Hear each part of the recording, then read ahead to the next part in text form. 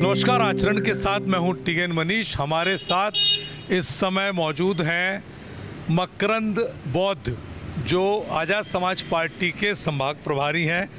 मकरंद जी, जिस तरह से हाईकोर्ट की ग्वालियर खंडपीठ में बाबा साहेब की प्रतिमा लगाने को लेकर वकील समुदायों में दो वैचारिक धड़े हो गए, किस तरह का स्टैंड है? क्योंकि अभी भी हम वहाँ से आ रहे हैं तो वहाँ ये है कि अब सोशल मीडिया में एक तरह से वो छिड़ गया है। जी, क्या कहना चाहिए? जैसा कि ये बार एसोसिएशन का मामला है, तो बार एसोसिएशन में जब उस दिन दो पक्षों में जो विवाद था संविधान निर्माता बाबा साहब की प्रतिमा स्थापना को लेकर, तो जो लोग विरोध कर रहे हैं उनका जो विरोध है वो वैधानिक नहीं है। क्यों नहीं है, मैं आपको बता देना चाहता हूं आपके इस आचरण न्यूज़ के माध्यम से। सबसे बड़ी बात यह है कि किसी धार्मिक आस्था पे हम प्रहार करने में विश्वास नहीं रखते हैं। आप श्री कृष्ण का मंदिर देखेंगे तो वहाँ श्री कृष्ण की प्रतिमा होगी, किसी भी देवी देवता का जो मंदिर होगा, धार्मिक स्थल होगा, वहाँ होगा। और सबसे बड़ी बात यहाँ या धार्मिक आस्था वाली बात नहीं, ये तो उदाहरण के तौर पर मैंने कहा है।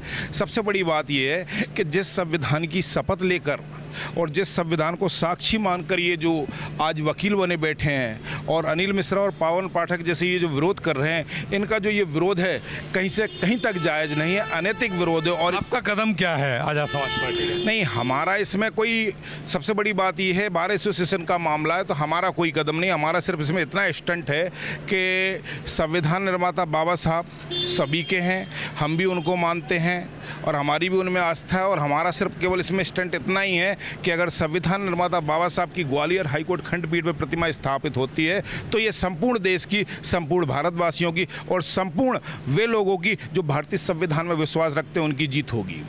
लेकिन सोशल मीडिया में मैंने देखा कि उस मीटिंग में आप भी बैठे हैं और लोग अपना आक्रोश व्यक्त कर रहे हैं, वो चला हुआ है। जी, जी। है ना? तो उसमें कुछ इस तरह की बात आ रही थी कि अप्रैल 2019 में जो हुआ, अब हम ये करेंगे वो करेंगे, मतलब एक ऐसा लग रहा था जैसे एक सांप्रदायिक सौहार्द को बिगाड़ने जैसी बातें। इस तरह की चीज़ क्या आपको लगता है शहर के अमन शांति के लिए ठीक रहे? मैं आपको बता देना चाहता हूं, जैसा कि आपने पूछा अपने चैनल के माध्यम से कि उस मीटिंग में मैं भी था, तो शायद आपको कंफर्म नहीं है। मैं मीटिंग में नहीं था, अपना जो ग्वालियर हाईकोर्ट खंडपीठ गेट है उसके बाहर हम थे और बाबा साहब के अनुयायी होने के नाते हमने अपनी उपस्थिति दर्ज करवाई थी। लेकिन होता यूँ है कि कुछ वकील, वे वकील जिनके आप फेस एक्सप्रेशन पढ़ेंगे, जिनकी आप लैंग्वेज देखेंगे उस वीडियो में, वो इस प्रकार की है कि वो एक गुंडा प्रवृत्ति का रवैया उनके चेहरे से झलक रहा है और एकजुट समूह होकर आते हैं और उसमें वो हमसे ये बोलते तुम यहाँ से जाओ। तो शायद उस वीडियो में झड़प वाला मेरा वीडियो भी है, तो मैंने उनसे ये भी कहा है, सबसे बड़ी बात ये, आप यहाँ से हमें जाने से नहीं कह सकते क्योंकि आपका जो कोर्ट परिसर का क्षेत्र है वो गेट के अंदर है, ना कि गेट के बाहर है।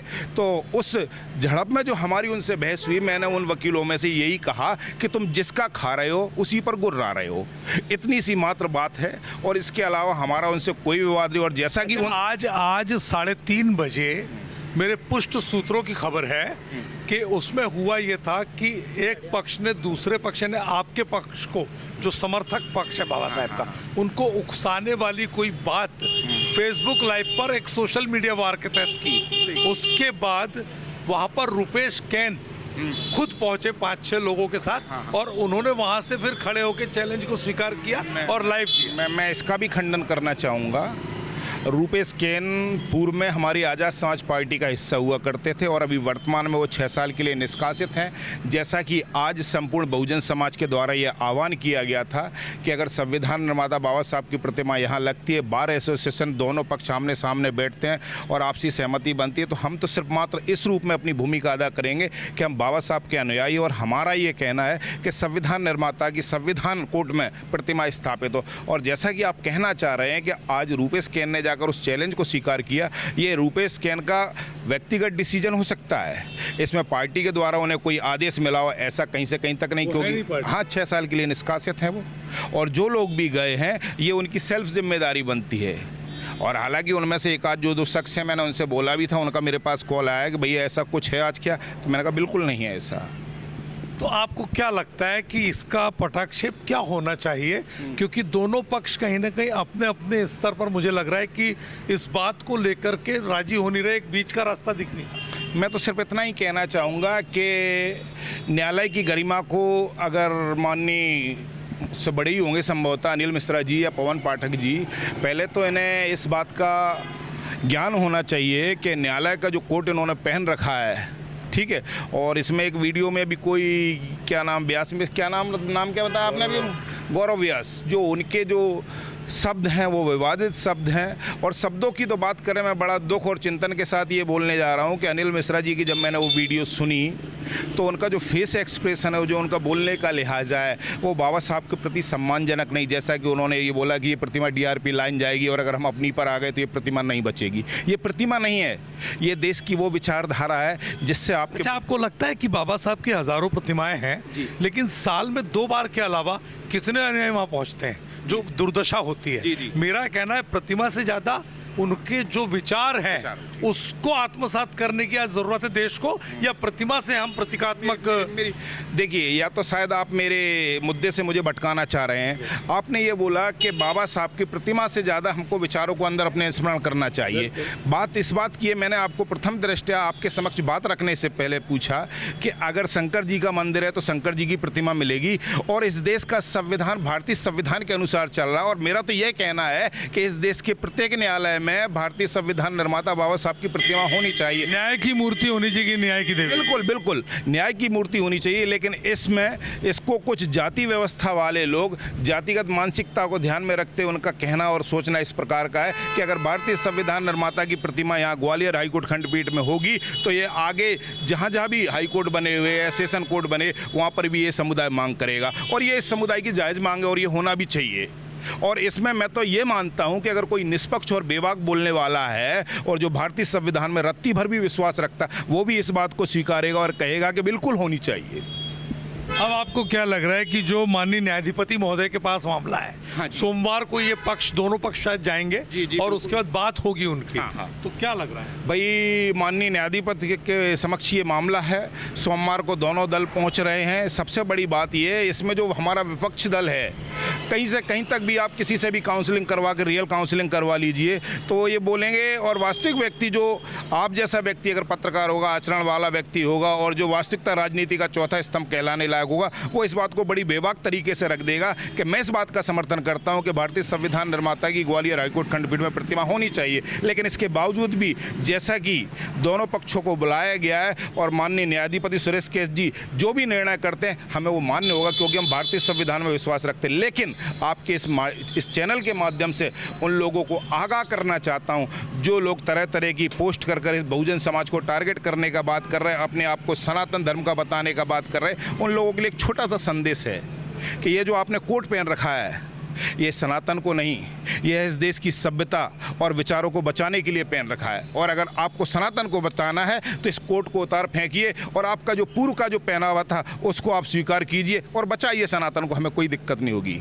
अगर आप वास्तविकता वकील हैं, पेशे से न्याय प्रमुख हैं और आप न्याय करना जानते हैं तो न्याय संगत बात होना चाहिए। और जिन लोगों के अंदर ऐसा आचरण है, आपके माध्यम से बता रहा हूं, जिन लोगों के अंदर ऐसा आचरण है जो वर्ण व्यवस्था के अनुसार अपना आकलन कर रहे हैं, वर्ण व्यवस्था के अनुसार अपना आकलन कर रहे हैं, तो वास्तविकता तो ये है कि वो बात ये भी आ रही है कि मनु की प्रतिमा को जो है जयपुर से हटाया जाए। नहीं, बिल्कुल हटाया जाना चाहिए। क्यों हटाया जाना चाहिए, मैं पूछना चाहता हूं आपके इस चैनल के माध्यम से। मनु महाराज में आस्था जिसकी है होनी भी चाहिए, उन्होंने किस वर्ग के लिए क्या किया इससे हमें फर्क नहीं पड़ता। लेकिन आज हम आपके समक्ष अपनी बात रख रहे हैं तो भारतीय संविधान की बदौलत रख रहे हैं। और सबसे बड़ी बात ये, किसी भी न्यायपालिका में, किसी भी न्याय परिसर में मैं मनु महाराज की प्रतिमा लगाए जाने का खुलकर विरोध करता हूं और बिल्कुल हटाई जानी चाहिए। नहीं हटती है तो किस तरह का आपका पूरा देशव्यापी क्या नहीं हटती है तो इस देश की न्यायपालिका में हम भरपूर विश्वास रखते हैं। हम माननीय सुप्रीम कोर्ट महोदय में याचिका दाखिल करेंगे और ये मांग करेंगे कि विधि विधान के तहत और न्यायपालिका के तहत वो प्रतिमा वहां से हटाई जाए। अब ये सबसे बड़ी बात, ये आपने ये पूछा कि मनु महाराज की प्रतिमा हटाए जाने की बात कर रहे हैं, मैं आप ही के चैनल के माध्यम से पूछना चाहता हूं कि आखिर न्यायपालिका में मनु महाराज की प्रतिमा किस आधार पर स्थापित की गई? मनु महाराज ने इस देश की न्यायपालिका को क्या दिया है? आपको लगता नहीं है कि एक हम सामाजिक तौर पर बहुत बड़े एक खाई हमारे यहाँ, क्योंकि शोषक और शोषित, दो वर्ग का हमारी व्यवस्था रही, पूंजीवाद का विरोध भी हुआ, तमाम चीजें रही। लेकिन आज आधुनिक पढ़े लिखे समाज में सोशल मीडिया के माध्यम से इस तरह की दोनों पक्षों में जो अनर्गल और भड़काऊ बातें कर रहे हैं, उनके लिए क्या आपको लगता है? ये उनके लिए जो भी शोषक और शोषित की श्रेणी में आते हैं, तो शोषित की बात की जाए तो जो हमारा तबका है आज अगर ये शोषित के दर्जे से बाहर निकला है तो भारतीय संविधान की बदौलत और भारतीय संविधान निर्माता की बदौलत। लेकिन वे जिन्होंने सदियों से हमारा शोषण किया है और जो शोषक में विश्वास रखते हैं, उन लोगों की मनोदशा इस प्रकार की है कि वो ये चाहते हैं कि इन लोगों पर हमारा जो राजतंत्र के तहत सदियों से जो परंपरा चली आई है, जैसा कि आपने अभी जिक्र किया कि मनु महाराज, ठीक उसी परंपरा को ये यथावत रखते हुए ये कहना चाहते हैं कि नहीं, वर्ण के अनुसार हम ब्राह्मण हैं। लेकिन वो तो जाति व्यवस्था पे यकीन नहीं रखते, उन्होंने कर्म के आधारित व्यवस्था दी थी। ना ना ना, ये कर्म, ये वर्ण का ही एक हिस्सा है कर्म। मैं पूछना चाहता हूँ, आज आप पत्रकार हैं और फॉर एग्जाम्पल मेरे साथ चलते हैं, दिखावे के तौर पर अपन किसी नाली को साफ करते हैं, तो क्या आप वाल्मीकि बन जाएंगे? बिल्कुल नहीं बनेंगे ना।